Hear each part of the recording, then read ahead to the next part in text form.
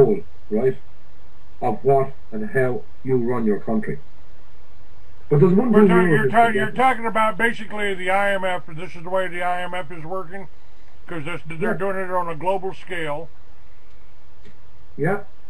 Okay. The point about it is, I know people, for instance, who bought houses here back in those good times, which would cost, say, 300,000 euros, right? 350,000, whatever they were, 500,000, whatever it was. Now that was inflationary prices because of the amount of money was going around at the time. And remember, they just printed that, they only made that out of a few trees anyway, right? So what they did was, once they put all the money out there and people spend, buy this, buy that, then it came to where people lost their jobs, they couldn't afford to pay their mortgages. When they couldn't pay their mortgages, the bank decided then to take the house from them, right? Because it got to the point where if you bought a house for 300,000, now it's worth maybe a third of the price. So what they've actually done is they've enticed you with all the money to buy property. When you buy the property, you build a house on it, and then the value of it is cut by 2/3, right? And what they do is they take it back off you and say it's okay, right? We'll take the house back, everything's fine.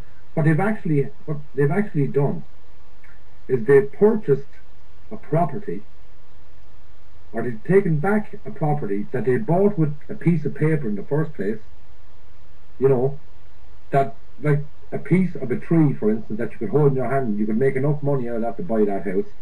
So then they get all these people to buy all these houses, get it all sorted out, throw them out, take back the property, and then they've gotten the property for nothing. You've done the work for them. That's what they're at. Now, I gave you a link for a video, I know you've watched it. Yes. And you've seen the result of what can happen when somebody turns up at your doorstep or at your front gate or whatever it is and tries to tell you that, no, this is the way it goes now and the Constitution doesn't matter. But in actual fact is it's down to the Constitution, and what's stated in our Constitution does not move anywhere or change unless we agree. So in that instance, what would have happened was, as you saw in the video, the two policemen came along, the sheriff or the bailiff, whoever it is, you saw it yourself, and what did he do? He had to turn around, get into his car and drive off because he didn't have a case. And there's the difference. That's what it's about. It's that culture that we have, and that this is our country. The government doesn't own it, we all own it together, and that's that's the way everybody thinks this country's supposed to be. But yes. It's not operating that, and part of it is the whole British accredited registry of attorneys. These attorneys are working for the banks, aren't they? They're not working for the people. You got judges over here saying, "Don't bring that Constitution into my courtroom." You can't do that. You can't do that because the whole system is based on that. But like I said, our Constitution, we would have operated up to 800 years ago, say, right? With our laws, right? Now, they were called the Brehon laws, okay? Have you spoken to you about this before? No. Right. Let me explain this to you, right? The Brehon laws, what happened there was, there was no written word at that time, back in our history. So what you had to use was logic. You had to, the only way you could become a Breton, and a Breton was a judge, the Brehon, you had to spend maybe 20 years listening to become a Breton. And when you became a Breton, your job then was to decide who was the injured party, right? Who caused the injury, and so on. So what would have happened back then was, if you say, for instance, some guy murdered some other guy, and this other guy has a wife and he has kids. So once this woman's husband had been killed, she had no way of feeding herself or looking after her children. So the Breton law then would have stated that the guy who committed the murder had to take over the responsibility of the family and make sure that they got what they would have got had their father and husband been still alive. Now that's the Breton law, right? And there's laws all around the world.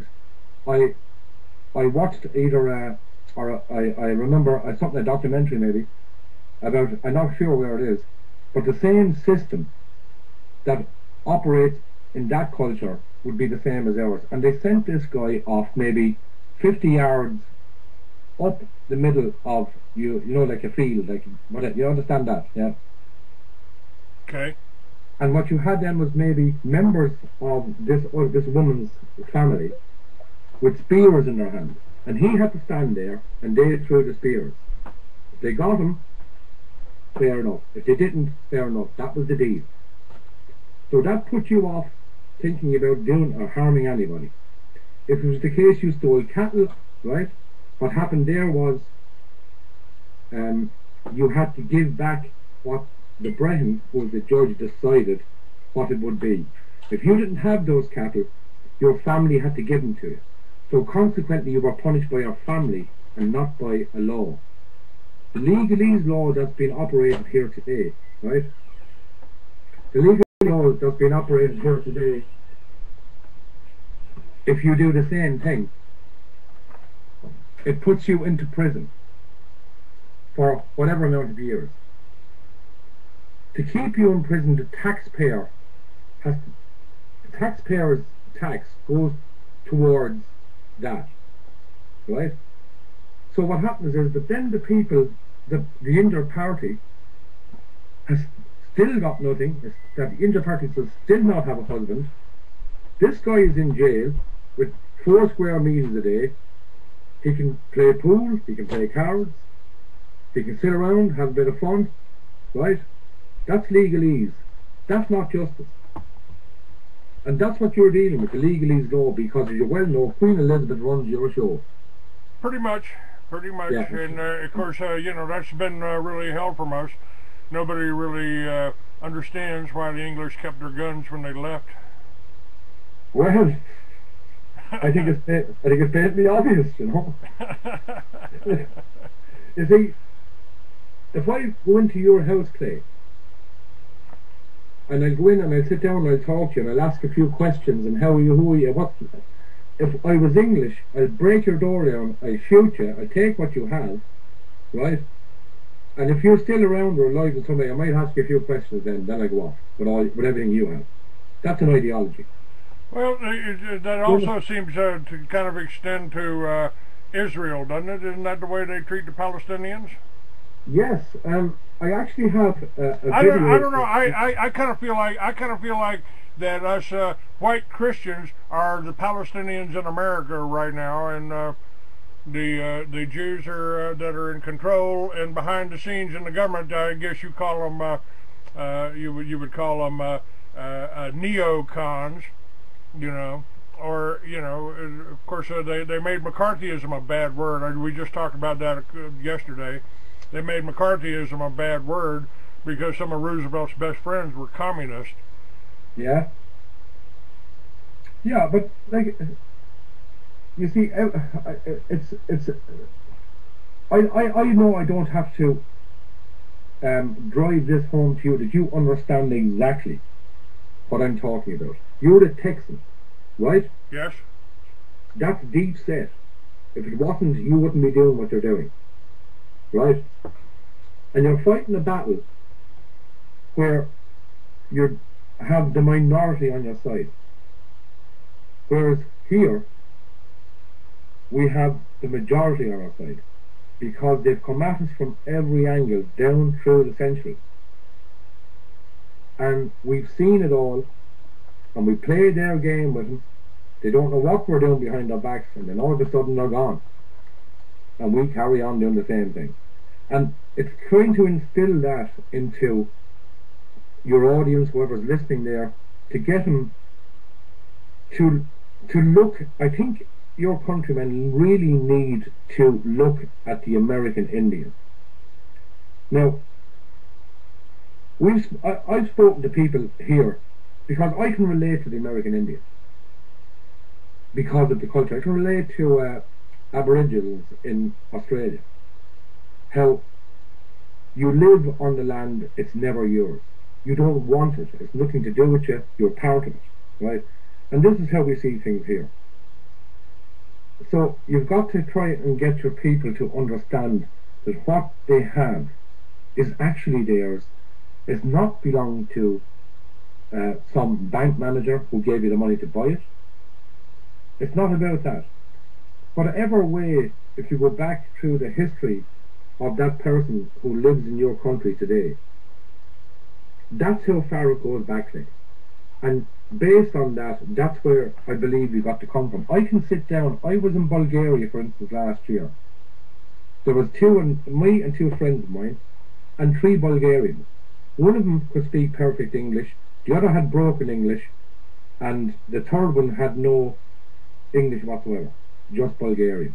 And within half an hour, the 6 of us were having a conversation. We all understood each other because we come from cultures. We see each other very clearly. Like you would see people who speak to you on this radio show very clearly. But I can speak of cultures all over the planet that I can just stroll in there and they can see me quite clearly for what I am. I come from a culture. And that's the difference. You have the vast majority of American people who have, over your history, been led by the whole idea of the land. This is the land that you go to, of wealth, that you can do what you like. You can go over there. I can go to America. I can be what I like. But it's all based on money. My country isn't. It's based on who we are. And you can come in here and you can bring in your big supermarkets, your multinationals and this and that and whatever you like. But you're still dealing with us. And that's the frame of mind. I agree. That's the strength of the Irish, of your country. And it's a problem that we've got. I mean, it's trying to organize people, to me it's just common sense. If it's good for me, and it's good for my children, and it's good for my family, and you live next door, then it's going to be good for yours. You know, it seems simple to me. Yeah. But you can't get Americans to work together. We are so diverse that if you're Jewish, if you're Muslim, if you're Christian, you know, if you're from the north, if you're from the south, the whole enemy's plan is divide and conquer, isn't it? And, yeah. and it works in America. It works in America because everybody, you know, I try to get a date with somebody and they say, well, go to my website. You can listen to the shows. You can listen to the show I did with Joe Lornegan from Ireland today. You can go listen to that. And then they write back and say, I don't agree with how you think about Jews. Well, I'm from history. I'm from history, you know. I'm sure some other people probably wouldn't agree with the way you feel about what the English have done to you. Doesn't mean all English are bad. Doesn't mean all Jews are bad. Doesn't mean all Muslims are terrorists. I have some really good friends in this country who are English.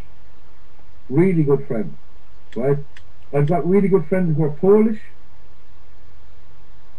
I've got really good friends who are Scottish, Welsh, Bulgarian. All sorts of cultures are in this country, but they're cultures. So what you actually, you can look into England, you can look into America, right? We don't have racism in this country whatsoever. All these people came from everywhere, and we accept them. And we have one thing that we will always say to anyone: you come here, right? You enjoy yourself. You take nothing away, and you leave your footprints, and that's it. And that keeps us happy. Then you're more than welcome to come here. That's how we see it. If you do something that's not quite suitable to us, what we'll do is we'll ignore you. I know of little townlands here in this country that not one foreigner has ever set foot in, because you can see quite clearly when you go in there that you cannot be part of that, and that's accepted by foreign people, and they don't go there, and they live amongst each other here in certain areas in this country, and they all get on very well together. We all get on very well together, and we meet in passing, and we all get on fine, and there's not a problem. Because you see, Clay, what we are, and excuse the term, the Irish are the niggers of Europe. So we won't be told about racism. We know it too well. And I understand somebody coming into my country from a country that has been treated, like the people of his country have been treated like foreigners in their own country, and they come here and they love it because they're being left alone and allowed to feel at home. You know, if you don't like, if you don't want to, if you want to live here, then you've got to, you know, it's like winning Rome, right? That's what it is here. So we don't have any big racism problems here whatsoever. England is full of them, right? You know, I've been the only white guy in a theater in Jamaica. You know, I don't care. I tell people over and over again, I don't care what color you are, I don't care what religion you are. Our Constitution takes care of you. It takes care of you. You know, you can worship any way you want. You want to hug that tree? Go ahead.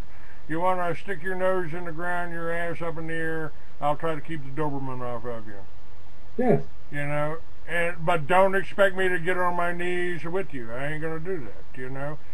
To me, it's all about being the individual. It's about being, what do we want? You know, how do you want to live? I don't care what you do in your bedroom, in the privacy of your home, with your family, with your partner, with you know, I don't care what church you go to, you know, but leave me alone. Don't bring me into it. Don't, you know, I mean, don't sit there and try to save my soul, because it ain't yours to save. Yeah, exactly. But you've got to have a culture that together, or even individually, they all think the same. Well, you know what, you know, Joe, let me stop you for a second, because the problems that you're pointing out and the heritage that you've got, that's your strength. That's your strength. I think what we have to do is create a new heritage, a new thought. I don't necessarily, you know, people are leaving this country. I've got Dave Von Kleist, who does some of the music for my show. He's gone to Argentina, and I don't want to go anywhere. I want to stay right here, but I've kind of decided that my new goal is, I don't want to be president. I don't want to be a senator. I just want to run the New World Order. I want to take over the New World Order, and I want to turn it so it's productive for the people. We've really got the brains. We've got the knowledge, so that every household could be independent. You could put a garden in the back of a teepee here, or a yurt, or a cabin, or a dirt house. My God, you can put dirt in bags and build a great house. Yeah. You could do that and be totally independent, but the whole culture and this whole world government plan, this world banking plan, don't want you to be independent. They want you to have to buy that energy. They want you to have to buy that power from the utility company. They want you to have to buy that gas at the gas station. They don't want independence, and we really got the knowledge and the intelligence to do something different. We could do what what I kept coming up with. How did we live 10,000 years ago, before the computers, before the internet, before, you know, we did it on the self-sufficient family farm. That's correct. That's the basis of all civilization. Basis of all civilization, folks. The self-sufficient family farm, according to my friend Richard Kelly Hoskins. And he's correct. You see, I've always spoken to this before, but what I would call it a movement here, right? And yes. it's come back, and it's a thing called GIY, and it's called Grow Your Own, right? Or GY, yeah, sorry, Grow Your, well, whatever it is. But you understand where I'm coming from. Now, the point is that all over this country, you have people now who have decided, right, sure, we'll grow our own vegetables, whatever, you know, we'll do this, we'll make our own stuff, right? And that's because it got to the point where, when they took all the money back out of the country, we were left with no option. But the fact that we're left with no option financially, but the only option that we had was to do what we do best. And what we do best is we look after ourselves. We know how to do that instinctively. So there's nothing handed to us on a platter. Because I can leave my house clean and I can walk through the countryside in a day. I don't bring anything with me. I know where I can get a drink of water from a stream. I know where I can get some, like if there's berries or something. I'm not saying I go and do this intentionally, but as I'm going along, I'll have a piece of this, a piece of that, whatever it is, and I'll come home and I won't want my dinner because I've eaten. And that's what's in our culture. We know how to do that instinctively. And the idea of, I remember you telling me something about was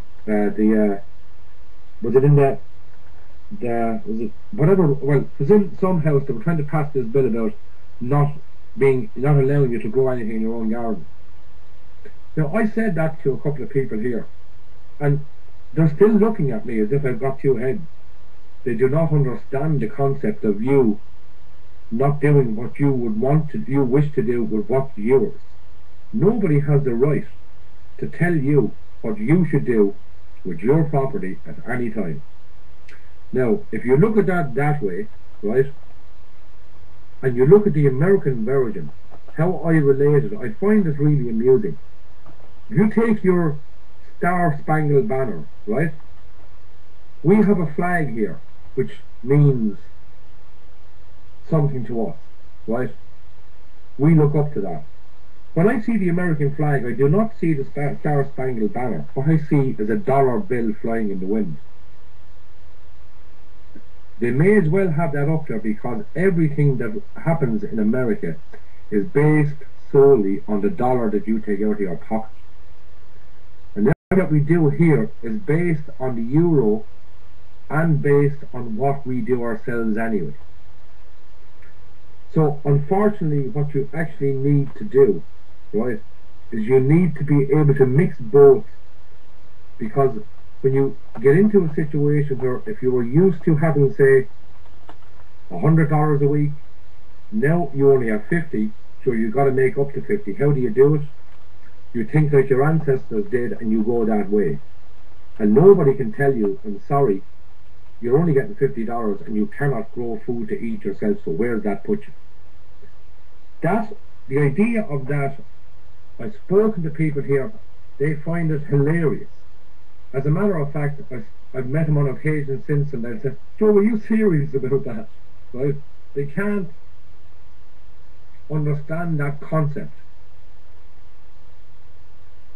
It's just, it's alien, it's mind-boggling that someone could actually say that here, just make a decision that, okay, today you cannot light a fire in your house because we said so. You can't light a fire. You've got to use the gas that we give you, and you give us the money for it. And we'll tell them, no, I'll tell you what you can do with that now. You can shove that, and I'm doing what I'm doing. And then they go away, because they know that that's what they're going to do, because it's a cultural thing, and that's the end of it. And to get that, to instill that into America is difficult, because your whole country is based on the gold rush, and the gold is based on money. We didn't start from that point. We started in the bog digging turf so we could light our fires in the winter. We lived exactly like the American Indians, like we lived exactly like the Aboriginals, and that's what it's essentially about. You have to be able to think that way. And you also have to be able to say to somebody who's telling you you can't grow a carrot in their back garden, You have to look at them and say, look, I really don't understand what you're talking about. You know, one of the things that I'm trying to tell people right now, and I started trying to tell them that back in the books that I wrote 40 years ago.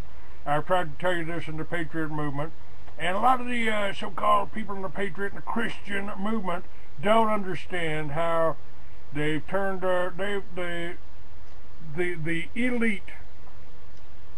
They worship God. They worship God, but their God is gold, oil, and drugs. That's it, Jeff. And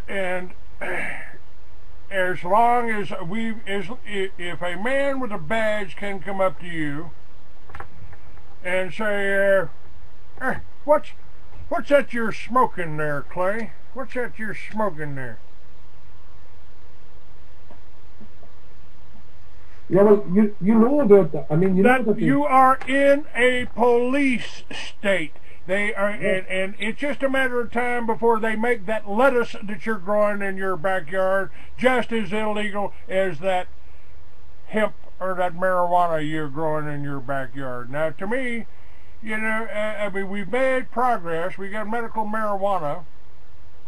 We got medical marijuana there. So we got a few million former lawbreakers that now are in the system. They're in the system. As long as they pay their doctor, as long as they pay their insurance, as long as they pay their pharmaceutical, as long as they let the government know who they are, they can grow a plant in their backyard. To me, that's bullshit. That's just as much of a tyranny as saying, oh, that plant's illegal. It's none of your business what I'm growing. It's none of your business what I'm smoking. It's none of your business what I'm doing inside my home. And you know, to me, if people believe, right, that God created this planet, consequently, He is then responsible for everything that He put here. That's right. So if you, for instance, say that God is wrong as regards, if you want to call it religiously, or from wherever you come from, if they say that God is right about everything except this, how can that be? Is he either right or he's wrong? If you know what I'm saying. So what you do is, as you well know, and you know why they've made cannabis illegal. You know where the link between cannabis and hemp is. You know all about that. Of course. And you know about they stole our billion-dollar crop. They took it to Russia. They took it to Red China. They took it to the communist countries. You're not allowed to grow it here. You're a farmer here. You can't grow it here. You can't grow it here. You can't smoke it here without becoming a criminal. That is the criminality. That is and it's the laws, and it's this banking system that wants it illegal. They don't want you having that that kind of resource. Look, if there's money in something, right? Voices on the web can take you anywhere. All right. Truth Radio wants to take you to the center of understanding. Hold on. Truthradio.com or truthradio.info. You probably. All right. That's it. And now let me close down a couple of things. You can stay with me for a minute, Joe. Yeah, sure. I gotta do this. Call recording has been completed. All right. Joe Lornegan is my guest for you there in talk show that can't quite keep up with anything. And okay, let's see. I think we got all that done. That's done. Folks, go to freeamerican.com and get some of our books. Check out Liberty Villages. All we got to do is one. All we need to do is one, and then we can do 100. We can do 100. This is restoring a lifestyle. This is trying to make something. You know, how you going to get them back on the farm after they've seen L.A.? Well, there is a way.